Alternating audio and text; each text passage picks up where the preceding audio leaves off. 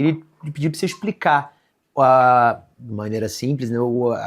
Canta. Pedir para alguém, isso eu jamais pediria, ainda bem que foi o cantor que pediu, porque o cantor pedindo tudo bem, mas eu não teria essa audácia. Direta é a capela. Mas se você puder explicar o que é o fado, o que foi e o que é, né? Porque ele também tem uma o fado é assim, de uma forma bastante histórica, o fado é uma música que nasce nas periferias urbanas, é uma música da cidade de Lisboa, que independentemente das várias teorias que existem, que têm muitas forças, mas têm pouco, nem todas, ou seja, todas têm força, mas nenhuma tem a capacidade de se impor, ou que vem do mundo árabe, toda a influência que o Brasil também terá tido no regresso da corte a Portugal, não é?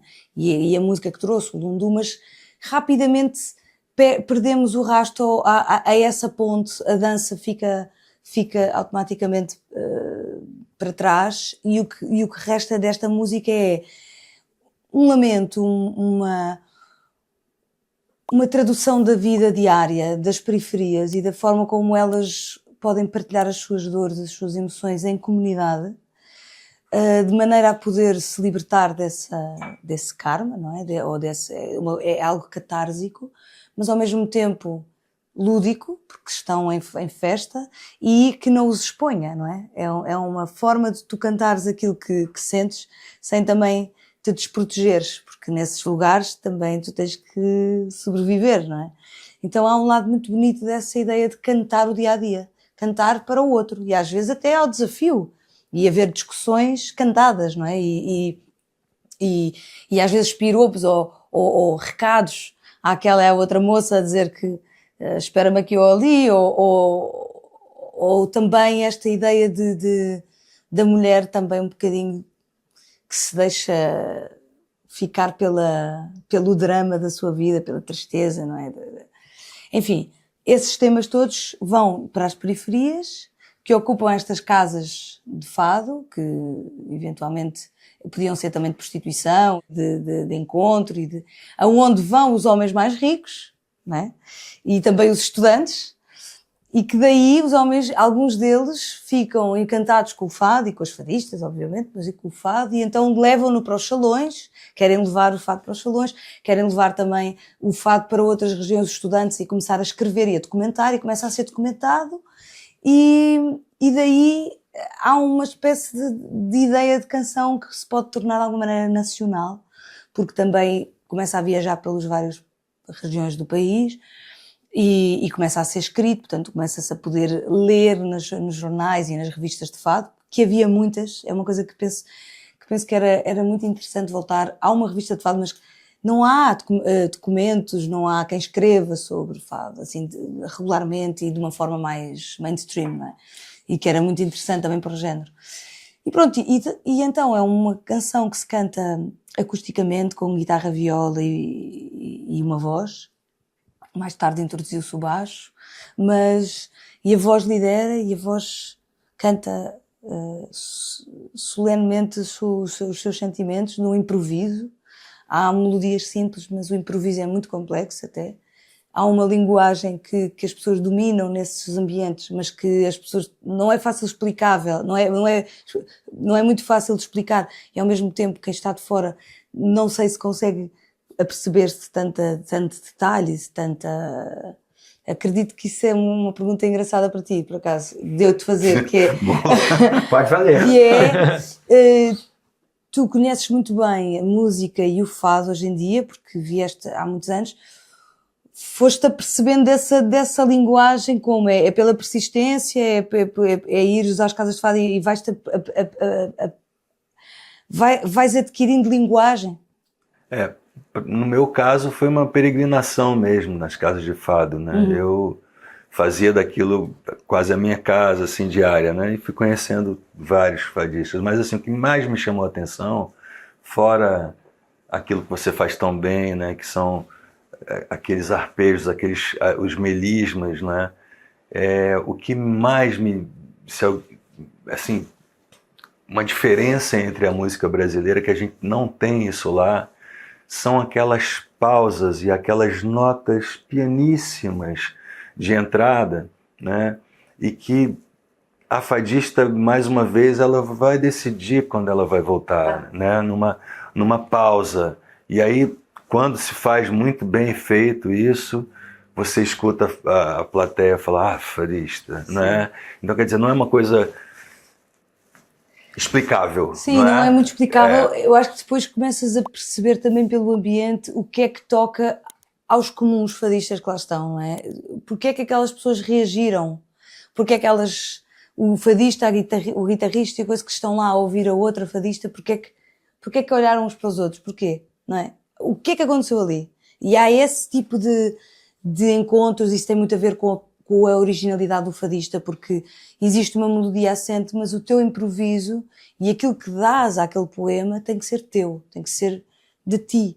E por isso é que muitas vezes aparecem fadistas a cantar muito bem, ou fadistas, e estão a replicar ipsis verbis a melodia que a Amália ou o Marceneiro fazia. E aí percebes, das duas uma, ou ainda precisas de crescer, ou então não tens isso lá dentro, não é? Não consegues perceber que aquilo é teu, aquele poema és tu que tens que agarrar com as tuas mãos e com o teu sentimento.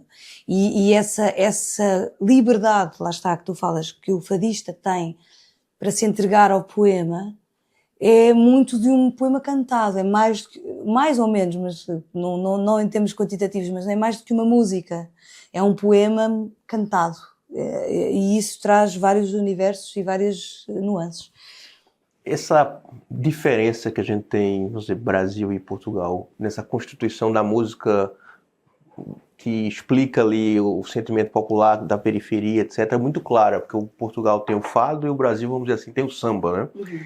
Eles têm sonoridade, mas especialmente contam histórias que são essencialmente diferentes. Fazendo um resumo aqui de economista, né? Fazendo todo o malefício que isso traz. Quer dizer, o fado conta muito a tristeza e a melancolia e a saudade.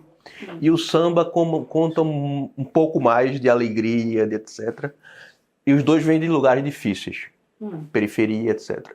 Isso explica muito da diferença de perspectiva de vida dos países? Eu acho que sim. E eu costumo dizer uma frase que é... O brasileiro canta a tristeza em tom maior e o português canta a alegria em tom menor. Eu acho que isso define um bocadinho a ideia, essa mesma ideia que tu dizes, que é o português canta a tristeza, a alegria em tom menor e o brasileiro canta a tristeza em tom maior. Porque nós temos grandes diferenças de personalidade, em termos genéricos, ou seja, generalizando, que é sempre uma coisa que é... Mas é impossível não nos debatermos com os 200 milhões de brasileiros que invadem as ruas para celebrar qualquer coisa, seja o que for. É tudo muito vivido, é tudo muito alegre, é tudo muito sentido e tudo com muita personalidade, sabes? As pessoas não se escondem. Uma coisa que eu fiquei sempre muito orgulhosa é ver as mulheres brasileiras, independentemente do seu peso e da sua fisionomia, todas elas estão sempre com o mínimo de roupa possível na praia. Isso é incrível. Isto eu acho... É assim, eu não sei se isto vai entrar nesta conversa. Com certeza vai entrar. Não sei se vai, sabes com certeza. Porque eu tenho medo das várias interpretações que isso possa ter, que isto é está tudo tão difícil para termos opiniões neste mundo, não é? Mas eu vou dizer porquê. Porque eu acho que as mulheres têm uma confiança e uma autoestima e uma graça que é inspiradora, que é muito inspiradora para às vezes outros. Uma coisa que é uma crise mundial espalhada, que é a falta de autoestima das mulheres e dos homens, mas das mulheres é muito evidente por causa desta coisa da exigência na imagem então as miúdas começam-se a esconder e a terem medos e a terem muitos complexos, e é a falta de complexo total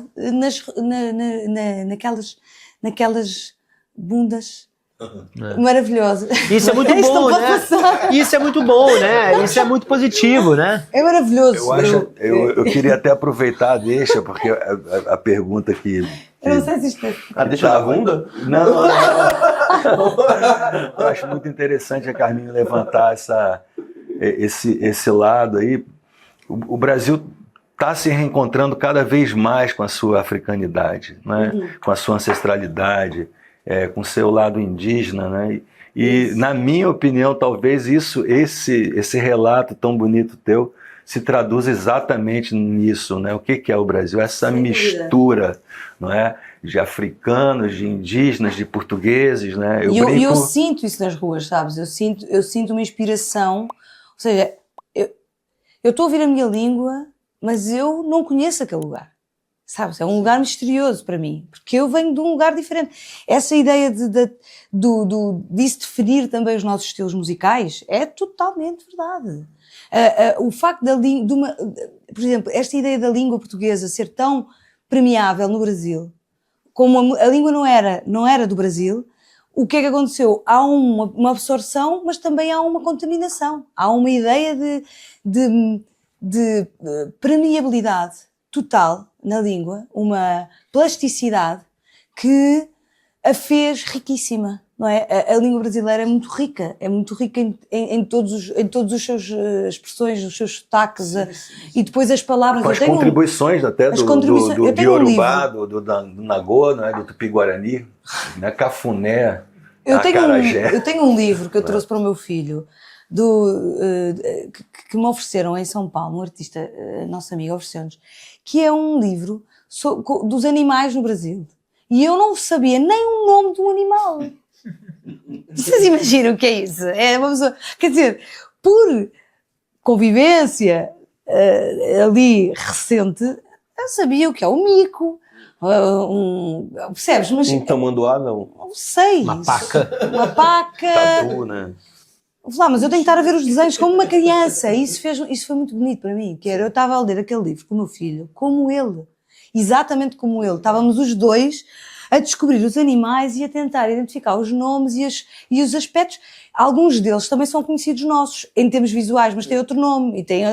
Por isso, essa riqueza que a língua tem e, por exemplo, os equívocos, os 1000 equívocos que acontecem entre língua, não é? Porque uma palavra quer dizer uma coisa, mas cá quer dizer outra, e essas expressões, tudo isso é rico e é unificador.